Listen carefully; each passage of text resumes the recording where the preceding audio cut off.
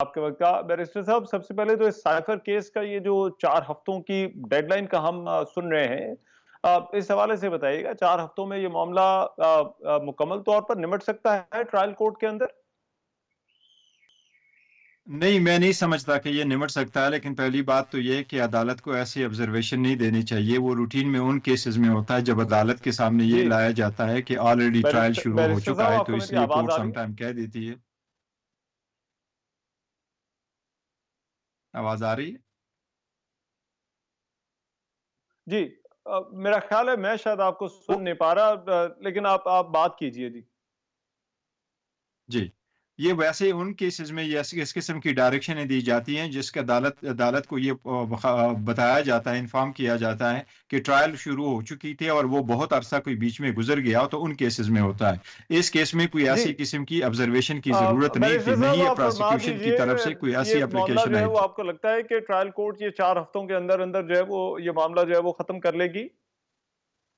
نہیں، دیکھو پہلی بات تو یہ ہے کہ اس میں تو پراسیکیوشن کی 28 وٹنسز وہ کتنے کو ایگزامن کرتے ہیں اور کتنے کو گیو اپ کریں گے. تو ابھی تو صرف 3 گواہ ہوئے تھے، اور جس دن کورٹ نے اسٹے دے دیا تھا اس دن ایک ہی گواہ کی اسٹیٹمنٹ کمپلیٹ ہو چکی تھی. تو آؤٹ آف 28 4 وٹنسز ہو چکے ہیں، لیکن اس میں 2 اکیوزڈ ہے. 2 اکیوزڈ کی طرف سے بھی کراس ایگزامینیشن ہونا ہے سارے وٹنسز پہ، اور جس وقت پراسیکیوشن اپنا کیس کلوز کرے تو پھر ڈیفنس کا رائٹ ہے کہ وہ اپنے ایویڈنس کو پروڈیوس کرے. تو ڈیفنس میں جب ایویڈنس آئے گا تو ان کی طرف سے بھی گواہ ہوں گے. تو یہ روٹین میں نہیں ہوتا کہ آپ 28 ڈیز میں یا 30 ڈیز اور 4 ویکس میں اس کو کمپلیٹ کریں. ایسی ہدایات دی جاتی ہے، لیکن یہ ضروری نہیں ہے کہ اتنی ہی ٹائم میں کمپلیٹ ہو جائے، کیونکہ فیئر ٹرائل کا مقصد ہوتا ہے کہ اب زیادہ سے زیادہ اپرچونٹی آپ نے عدالت نے دینی ہے اکیوزڈ کو. میں سمجھتا ہوں پہلے تو یہ آبزرویشن کی ضرورت ہی نہیں ہے، اگر دی بھی ہے تو عدالت ان شاء اللہ تعالیٰ سپریم کورٹ ایسی ڈائریکشن دے گی کہ اس کا اثر نہیں رہے گا.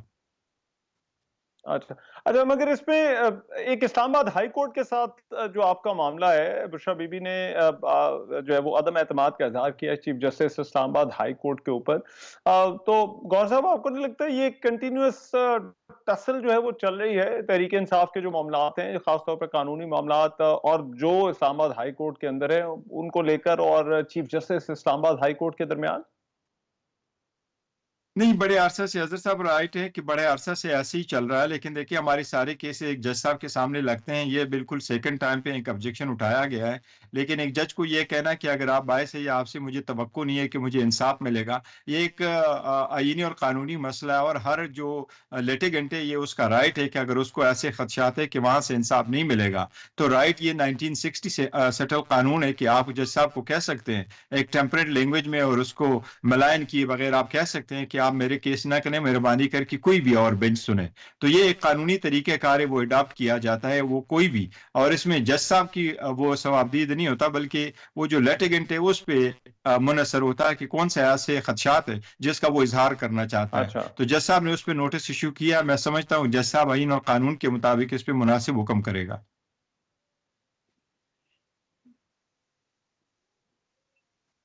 اچھا اچھا، مگر اس پہ مجھے تھوڑا سا ہمیں یہ بھی سمجھائیے گا کہ یہ جو اتنے بھی قانونی معاملات ہیں، سائفر کیس ہے جیسے، گور صاحب اس میں یہ بحث چل رہی ہے.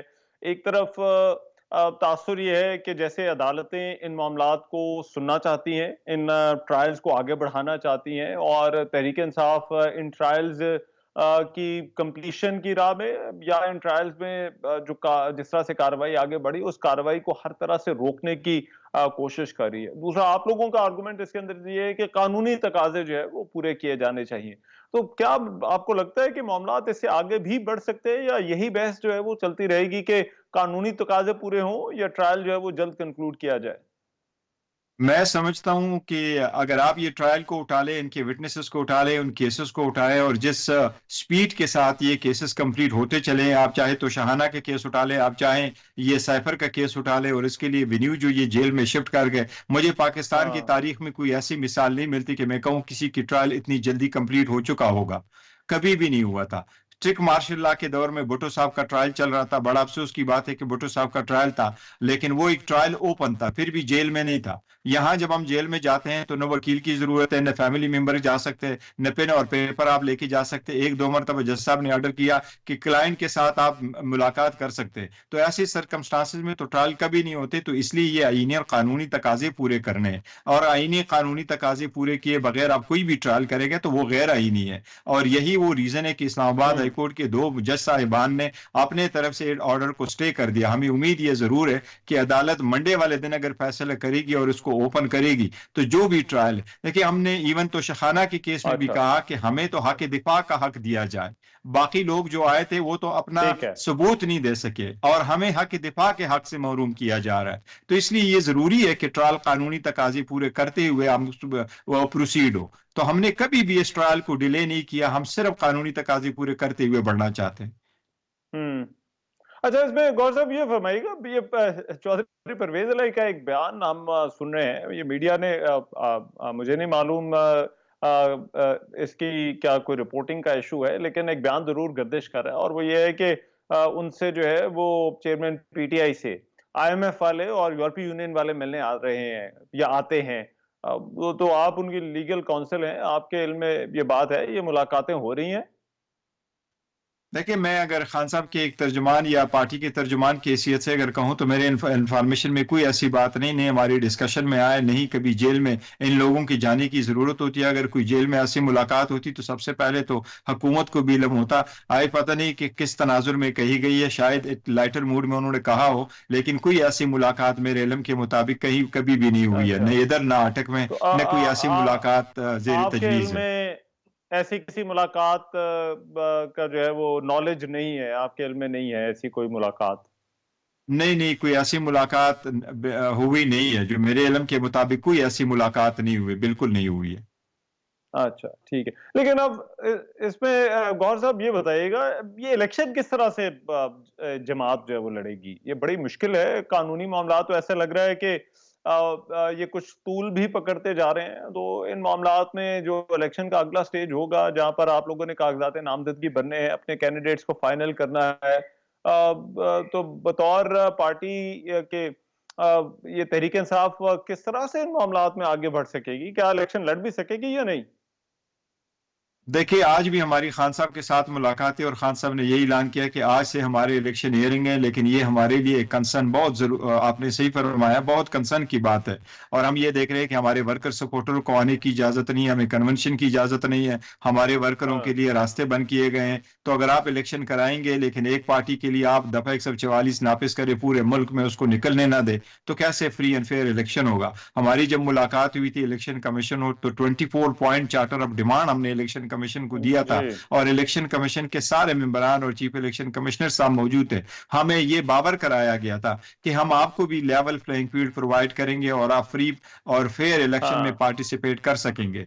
आज तक तो वो नहीं हुआ, लेकिन हमें उम्मीद ये जरूर है कि इलेक्शन कमीशन आगे क्या करती है। इलेक्शन कमीशन ने ये जरूर कहा था कि 30 अक्टूबर नवंबर को हम फाइनल नोटिफिकेशन करेंगे डिलिमिटेशन की, कंस्टिट्यूएंसीज की, और इसके बाद हम मेक श्योर करेंगे कि आपको लेवल प्लेइंग फील्ड मिले। हमारी हाँ, मुलाकात हुई थी 8 नवंबर को, आज तक हमें नहीं बताया गया है, लेकिन फिर भी उम्मीद है शायद इलेक्शन कमीशन करे। आज भी हम इलेक्शन कमीशन अच्छा, से पुरजोर मुतालबा करते हैं कि हमारे लिए ये लेवल प्लेइंग फील्ड प्रोवाइड करे। अगर आप लेवल प्लेइंग फील्ड प्रोवाइड नहीं करेंगे तो ये इलेक्शन मुतनाज़ हो ठीक। जाएगा, और वो पार्टी जिसके पास सपोर्ट है वो पावर में नहीं आएगी। और 20% पावर पॉपुलर पार्टी अगर हुकूमत में आएगी तो वो किस तरीके से इस मुल्क को इस मुश्किलात से निकालेगी? ठीक है। लेकिन क्या ये हो सकता है, देखिए इसमें गौर साहब, क्या इसमें ये हो सकता है, जब दूसरी जमातों से पूछा जाता है तो वो ये कहते हैं कि इस वक्त 2 पीटीआई हैं। एक वो पीटीआई है जो 9 मई के मुकदमात में जो है वो जिनका ताल्लुक है, और वो सामना कर रहे हैं। उसके अलावा तो सबको इजाजत है, जो इलेक्शन लड़ना चाहता है, जिस तरह से लड़ना चाहता है, कोई रुकावट नहीं है उसके अंदर। तो क्या ये वाकई बात दुरुस्त है कि इस वक्त पीटीआई के 2 हिस्से हैं?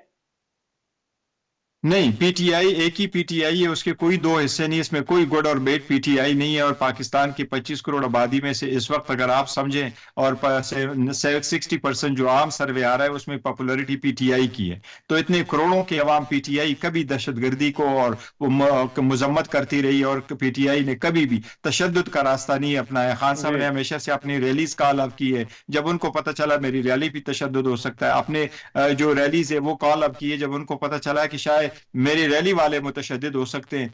जो लोग उसमें इन्वॉल्व, उनकी मजम्मत की जा चुकी है, और अगर इन्वॉल्व है तो हमारा मुतालबा यही है कि उसकी आड़ में पार्टी को, लीडरशिप को निशाना न बनाए, उसकी free and fair inquiry, investigation करे। जो लोग इन्वॉल्व है उनको सजाएं मिलती है, सजाएं दी जाए, लेकिन वो फ्री एंड फेयर ट्राइब्यूनल के सामने हो, ना कि किसी ऐसी फोरम में जिस पे आप नुक्ता उठाए कि ये आईनी और कानूनी नहीं है। उस पे कोई नहीं है। ये एक इशू ये उठा के लेके आ रहा है ताकि अवाम का रास्ता रोका जाए। हमारी ये दरख्वास्त जरूर होगी कि इस मरतबा एक बहुत वाइटल इलेक्शन होने जा रहा है, और जब भी हम इलेक्शन में जाते हैं उसमें से तोड़ और जोड़ नहीं होना चाहिए। अवाम के पास पार्टिसिपेट करके वो अपने नुमाइंदगान की आप अपना राय इस्तेमाल करते हुए इलेक्शन करें। इंशाल्लाह ताला अगर ऐसे इलेक्शन हुए तो आप देखेंगे पीटीआई भरपूर हिस्सा लेगी और अक्सरियत इंशाल्लाह। गौहर अली खान साहब हमारे साथ पहुंचे और तहरीक इंसाफ के रहनुमाओं की और पार्टी की जो इस वक्त कानूनी मुश्किलात है उनके हवाले से बात कर रहे थे। एक ब्रेक लेते हैं, अब ब्रेक के बाद वापस आते हैं, कुछ और खबरों पर बात।